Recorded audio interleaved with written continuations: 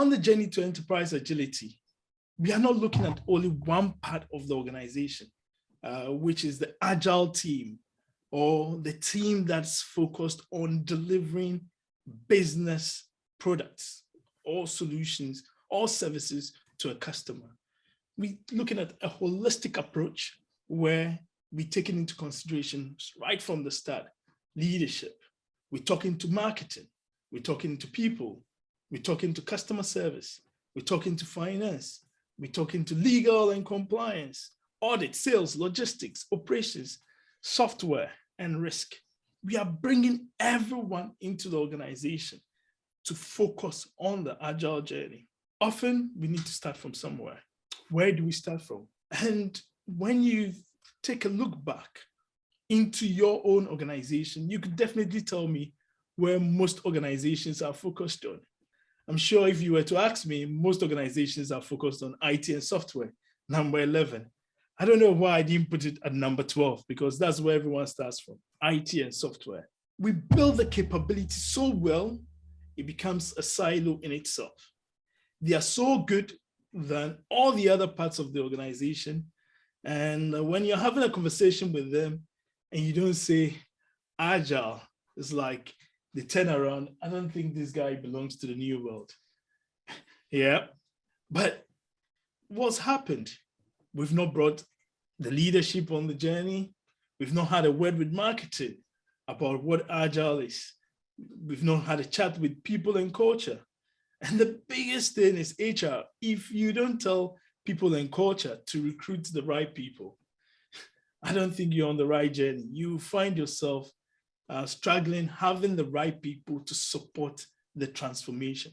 So a very important thing is to make sure that HR comes on board. With one of my clients, I happened to be training the HR teams somewhere 4 months ago. And they've been on the journey since 2017. And HR was trained quite later. At the end of the course, I was listening to feedback, and one of the delegates said, "Why now? Why didn't it start with us? Why did they wait for us to now learn about Agile? And when we speak to IT team, they make us look like dinosaurs." Oh, so the big question now is, should it always be IT and software? Then we're starting to form the silos. And you hear most people say, oh, we want to break down the organizational structure. We want to make it flat. But agility in itself is creating silos. We're empowering IT. We're empowering the software development area. We're training them. We're giving them the knowledge. And we're not spreading the knowledge to other parts of the organization. But to move on to enterprise agility is breaking that silos as well with agility. And most of us will say Agile started with a software team, people having beer and going on a skating expedition, and they had an epiphany, or they had a God-open moment, and they found 4 values, 12 principles. It's driven a new movement, and everyone in the organization has to be Agile. But IT and software have been Agile. But now the shift is, let's bring it to every other part of the organization. Let's let finance talk, think Agile. Speak to legal and compliance. Let them also think about some of the Agile ways of doing things. Can they adopt the Kanban to support them in their ways of working? And I'll tell another personal story. I was speaking to a farmer, and he said, "Oh, William, come and visit me. I know you're talking about business improvement. Come and give me a hand." I went to visit the farmer, and he had a board. "Let me take you to my board." So he took me to his board, and he said, "These are the things we should be doing now. When things are done, I just scribble it off, and then I move it to the other area." He didn't have Post-it notes. I know Post-its will be losing business, but he was using a Kanban board where when all the teams come in the morning, they could see a Kanban board, they saw what they had to do, and when it's done, they cross it off, and it was serving as a visualization board. beautiful. I think just him signing on to Kanban, he had the agile mindset, but there's the principles, there's the values that drive the agile ways of working, and that we can give to legal and compliance. With the client I'm working with, Leshego at the moment, audit is on the journey. Who said auditors could be agile? Yes, the audit team are well ahead of the pack. They've got Scrum Masters in audit. They've got teams that have started adopting daily stand-ups. They're talking about agile values, principles. They're talking about all the good things we hear in IT and software. Can sales be agile? Yeah, one of my good friends says, if it doesn't affect commission, we'll be agile. So if agility does not impact commission, then they will be looking at it. Yes, we could definitely give sales some good thoughts around agile ways of working. Logistic, procurement, operations, risk, everyone can definitely be on the journey. But as I've said, this is what's happened. In the 14th state of Agile report, it says software and IT. Okay, what happened to the others? In the 15th state of Agile report, again, software and IT. But this time, operations is picking up, marketing is picking up, security, human resource, people and culture. All the other parts of the business are also on the journey to enterprise agility. We are shifting away from just IT software development when we start thinking and talking about enterprise agility. We bring in all the other parts of the business on the journey. We just don't want to say, oh, the IT team are great. They've delivered a new product, but marketing is late to the table. They cannot create artifacts to market the new solution. They don't really know what the solution is bringing. And I know DevOps is lovely. It still builds that culture of collaboration between IT and software. But if we take that shift, business dev SecOps, research, business dev security ops is bringing enterprise agility into the fore. So let's take a look at the journey. What would you do if you're on such a journey to enterprise agility? These are 5 steps that I would encourage, and I speak about it, I share about it. I love it because the 5 steps are a good way to go about with enterprise agility. First, let's talk about our journey. Develop a strategic roadmap for executing agile strategy in the organization. And that is why I am a big fan of the Skilled Agile framework. It does not start with leaders on the fence. It brings leaders in. So in our strategy, let's talk about enterprise agility. So leaders do not become bystanders. They become big players in the whole process. So we develop that strategic roadmap to embedding agility across the entire organization. And it's just not the Scrum team, it's just not the software team, it's the entire organization. But we'll start with a pilot and scale it up once we've all built that knowledge, understanding of agile ways of working. Then next, what could we do? Let's take a look at the entire organization. Let's apply systems thinking, think about the value stream. I'll talk more on this too. Yep. Leadership have kicked it off. They've talked about enterprise agility across the organization. Now, let's bring every unit of the organization into the game. It just can't be the development team. It can't be the IT team. It's holistic thinking. If we have teams on the ground, teams selling, teams engaging directly with the customer, we need to give them that agile mindset. The agile mindset is a way of life. It helps drive value across the entire organization. And we could be asking ourselves, what's value? Let's take that holistic approach and make sure that we make everyone know what is value. Thirdly, what do? Select a framework. And I say safe. Yep, I'm quite strong about it because I'll tell you why later on again.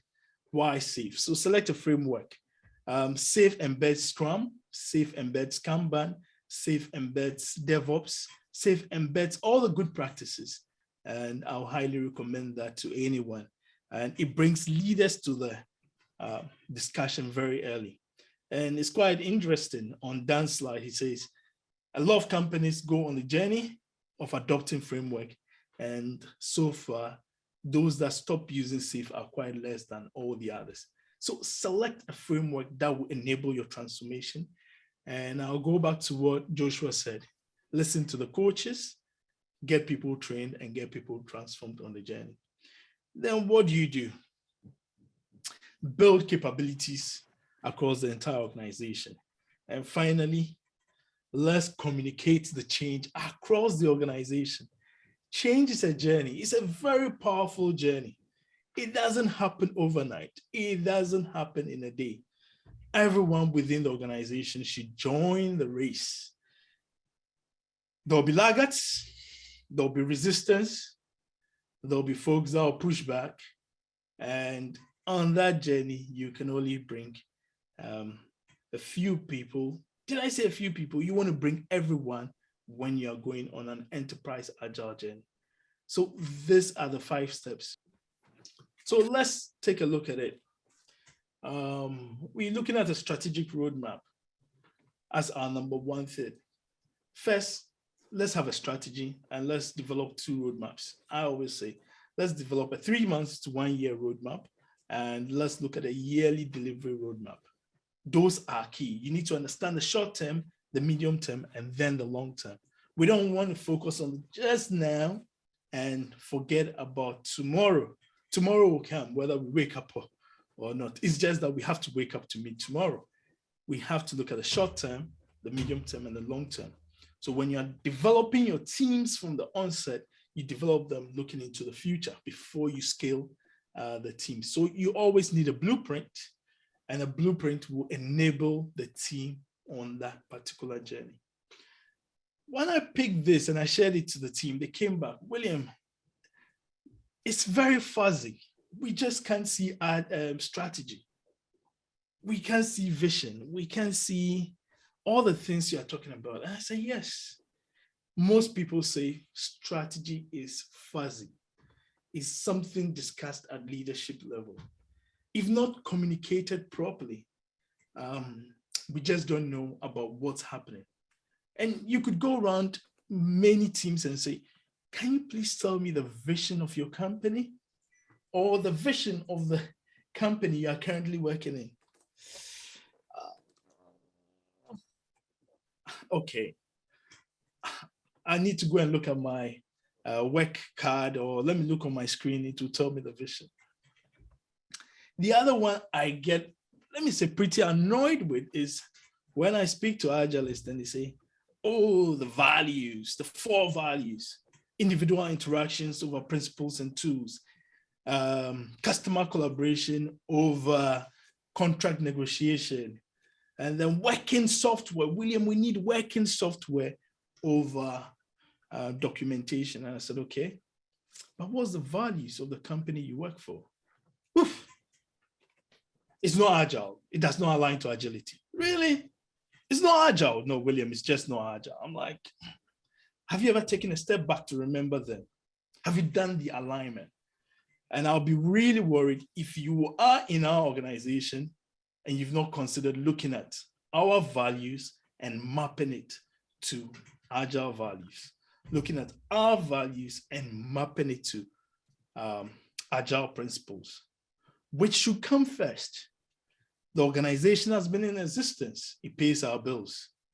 Let's look at the organization's strategy. Let's look at its values. Let's look at its objectives. And when we match agility's values, principles to it, that is where we see value. That is where we see the clarity in strategy. When we only focus on agile values and miss the organization's values, we are on a journey that at the end of the day, we said we were agile, but we didn't see our leaders being agile because you also didn't join the journey to being agile. So when we ask the big question, Agile values, agile principles. Ask yourself, what's my company's values?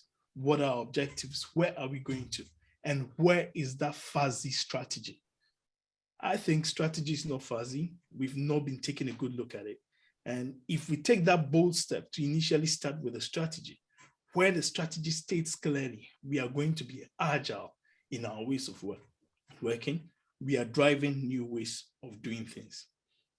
But let's look at some definitions of what strategy is. Strategy is choosing what not to do. Okay, Michael Porter. Great. You cannot be everything to everyone. If you decide to go north, you cannot go south at the same time. So I choose safe, and I'm quite clear, straightforward with it. I know why the SAFE framework supports organizations. Thirdly, strategy without process is a little more than a wish list. So we need to make sure that we are clear about our strategies. So, lastly, strategy is about making choices, trade-offs, and being deliberate. Yep. If we have to go on the journey, I think Joshua said it, we can't be using Scrum, or we can't just be using Save, Spotify. No, I think it's Joshua and Dan, they said both. Save, Spotify, Scrum at Scale, discipline, agile delivery. We need to be specific on where we want to be as an organization. So even in the enterprise agility, we want to stay focused on that particular journey. So we will need to take a look at our roadmap. So we will have a 3 months to 1 year roadmap, and it should state clearly what we intend to do. We want to communicate agile. We want to train our leaders. Once the strategy is set up, create a pilot team, carry out a team assessment, select a scaling agile, train teams. And this could be our short-term to 1 year roadmap. And then we need a long-term roadmap, one that tells us what we're doing now and what we intend to do in the long term. We need that clear yearly delivery plan. Yeah. Let's apply systems thinking. Holistically, let's look at all the parts of the organization. It's just not about the development value stream where everything is done. Let's think about the operational value stream. And when we start thinking about the operational value stream, we bring all these teams to the journey. We make sure that everyone on these teams is part of what we do. And agility does not only become one part of the organization, just software. We bring all the teams together, taking that holistic mindset.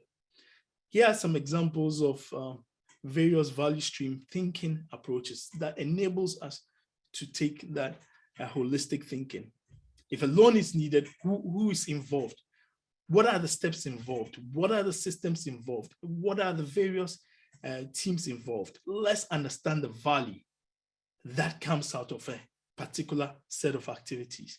And when we can bring all those teams together, they enable us deliver that value we want to our customers, to the business. And there's that interesting quote, the customer is number one. Of course, we can deliver all the value to the customer. The business needs to be sustainable. If the business is not sustainable, we won't get paid and we won't be where we want to be. So we need to bring those two together, customer value, business value. And when you map out the value stream, it enables you to see those two, focusing on the customer value, business value, and merging those two. And that's the way enterprise agility works. My colleagues have talked about various frameworks, and they've talked about team frameworks, Scrum, XP, Scrumban, DevOps, and there's been a focus on the various scaling frameworks. What framework would I recommend? Personally, again, is the SAFE framework. Let me take just a quick walkthrough on the SAFE framework. On the SAFE framework, we have business agility, taking operational value streams, and then it's also talking about the development value streams. So it's not that silo thinking. We bring in both value streams to work together. It's got 7 competencies and that drive business agility, and the competency that serves as a foundation to driving it and gets the strategy created is our leadership, the lean agile leadership. Without the support of the lean agile leadership, we won't be delivering what's expected. So our leaders need to lead the way. Our leaders need to have that growth mindset. Our leaders need to support and drive the new ways of working. I remember talking to a team and they said, William, we've been on an agile journey and we don't think our leaders know what it takes to be agile. And I'm like, okay, so you've all been trained. Oh yes, we went for a Scrum Master course. We went for a product owner course. What other courses have you been to? What about the developers? Did you send them on a course? Oh, they went for an Agile 101. We created one in the organization and we taught everyone. So for the teams, they had Agile 101. Oh, beautiful. What about the leaders? William, do we have to talk about them? I'm like, so how do you expect them to think agile and work with you on that journey? Oh, they are leaders. They should be visionaries. They should know what to do. Okay. It's been happening over the years, and most leaders really do not follow suit because they've not been trained. They'll watch a few videos. Some leaders want to be in the trenches to understand what a daily stand-up is, a review, a retrospective is. But giving them that knowledge, training, education would help the entire team in the long run. But if it's only with the teams, then we are going to lose. The stories are many. I've seen so many teams practicing Agile, and it's always been siloed, just the team focus. SAFe takes that holistic approach and uses all the supporting frameworks. So teams can use Kanban, teams can use Scrum and XP. XP is about building quality practices from a software perspective. Having trained a team in research, research has best practices to ensure that we build quality in the outcome, in the delivery. So XP practices from a software perspective are great. In a non-software environment, we still need to think about how to build those quality practices. There's design thinking. Awesome. I'm a big fan of design thinking because it puts the customer in the middle of everything. So we have empathy, we have for the customer we'll use personas, empathy maps, various tools to just understand our customer. Then we go into the define stage. When we've gone through that empathy phase of knowing what the real problem is, we could then go to the next stage and say, okay, what actually is the problem? The customer says, my glasses are not working. Okay, why are your glasses not working? Oh, when I'm walking in the rain, I can't see. Of course, you won't be able to see when there's water on your glasses. Or is there anything else?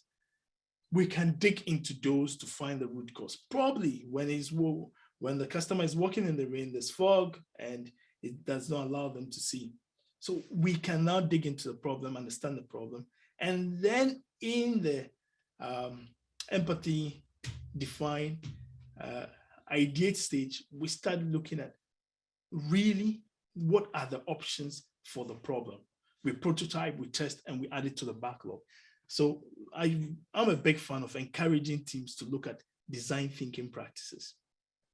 These are some of the frameworks and the best practices, but SAFe takes a look at the entire Agile environment. And some people will say, William, this is a big framework. I understand. Yes, it takes time to learn, adapt, and then to be able to help yourself on the journey. Hence, Joshua said, get a coach, get an XPC who would help your organization on the journey.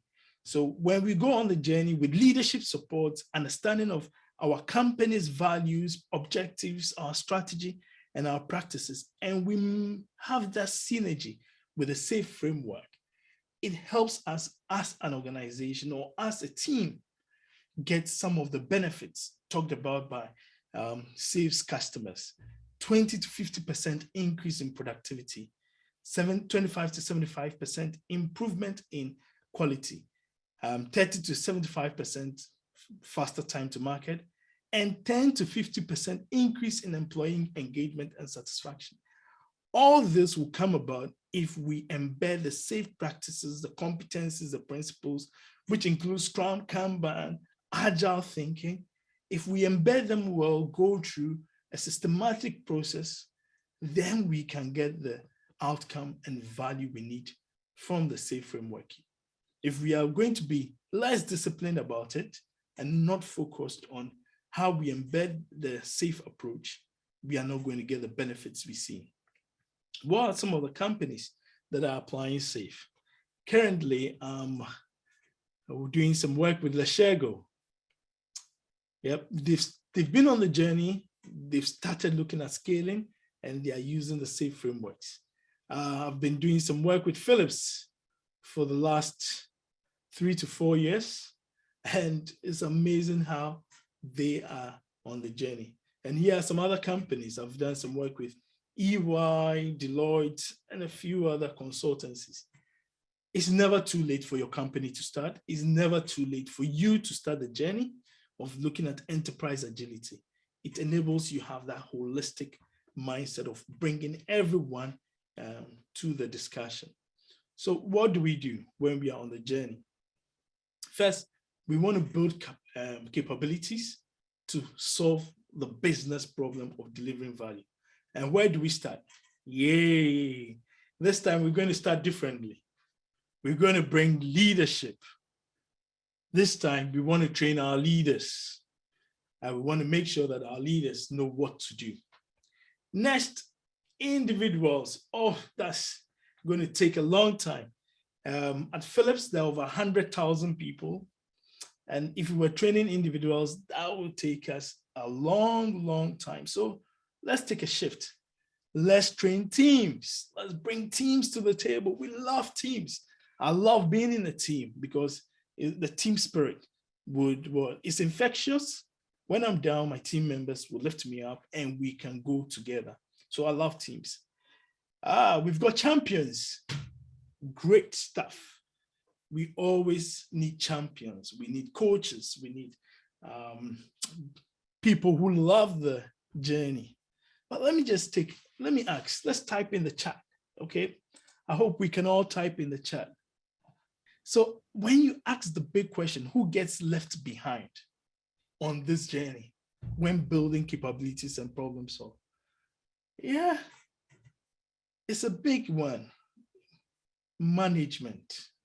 Yep, management gets left behind. Why? I can't believe this. How many people are in leadership? Let's say if we look in this area, we'll get, let's say 50 people, teams. Another big one in an organization of let's say 3,000. Management will be about 60 to 70. Teams will be about, let's say, 1,500 to 2,000. And then we have this big group of people. They are the main drivers. They build the bridge between leadership and teams. They communicate and share the strategy. But then often, we don't bring them to the conversation early.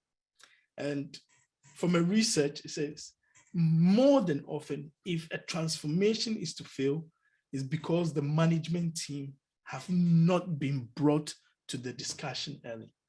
It's because the management team have been left out of the entire process. My manager is not agile. Why? Because you never got them on the journey. You didn't train them. We left them out. We talked about leadership. We've talked about teams. It's all about team. It's a scrum master and manager. He's part of the team. It's a product owner. But management has always been left out. So this time we will have a change of plans. We'll bring management in as well. And then we'll get our champions to enable us. SAFE recommends an implementation roadmap when we want to go agile. If we start with a tipping point, we'll train our leaders, train management, train teams. We'll set up a lean agile center of excellence to support us. And then we do our training. But before we get here, I think I like a lot what Joshua said. Let's start with the team, embed Scrum, embed Kanban practices. So when it comes to scaling, they can serve as the champions to help us drive that new ways of working. And once we've got most people trained, we've been on the road of making sure that everyone understands the new ways of working and is championing the new ways of working, we have our big room planning event known as the PI planning to create alignment across teams. Quite recently, last week, I was in a PI planning event, and I was amazed at how over 2 days, over 130 people just could embed and think Agile. But previously, it was, we will say a team of about 50 to 60 to 70 were talking, eating, drinking, loving Agile. But over 2 days, we had 130. I'm sure the 130 will speak to another 130 and to another 130. And that is the multiplication effect. That 2-day PI planning event was an eye-opener for many. They learned from their colleagues who were so good at it, but now everyone just could give feedback, could learn from their colleagues, could also create Kanban boards, could break features into stories. And I think that is the power of the 2-day planning event. It's expensive, but it drives value quickly across the organization. Finally, let's communicate the change. Yay! There's no change without communication. And if you really, really want to see a big change, we need to communicate the change. We need everyone rooting for the new ways of working. It's just not, it's great when we have one person or a team of 70 people talking about it. We want to create that environment where, yes, everyone believes in the new ways of working, and it's across the entire organization. I've been saying Agile, I've been talking about enterprise agility, but my good friends, it comes with these challenges when scaling. I'm not just going to say scaling is easy. The journey to scaling has its challenges. And when there's not enough leadership participation, when the entire organization is resistant, when there's less collaboration, when there's fragmented tooling and insufficient training and education, and the organizational culture that's not supported, we will get impacted. And the lack of skills and experience with Agile methods can derail the best laid plans to transformation. I'm not saying all is doom. There are benefits, of course. There are benefits to adopting Agile. I've been a big waterfall fan. I've done Prince 2, PMP, love PMP, drank PMP. And even the PMI has moved into disciplined Agile. So Agile ways of working are really great. And these are the first 5: ability to manage priorities, business alignment, delivery of speed to market, and then predictability, engineering discipline, team morale, I would say organizational morale increases. And these are some of the benefits that organizations are tracking going on the skilled Agile or Agile journey. So to wrap up, what are my key takeaways for us on this particular discussion? It's a blank canvas. We need to start from somewhere. We need to start thinking about how can we be Agile? How can we adopt the mindset? How can we bring leadership along? How can we engage our stakeholders? How can we choose the right approach? My recommendation would be, think about the 5 steps to enterprise agility. Yep. Strategy first. Bring our leadership to the table. If they are not there, we are going to have a hard time. Secondly, let's apply a holistic approach. We've had enough of just saying Agile teams. We want to look at enterprise agility. We want to bring all the teams to the journey.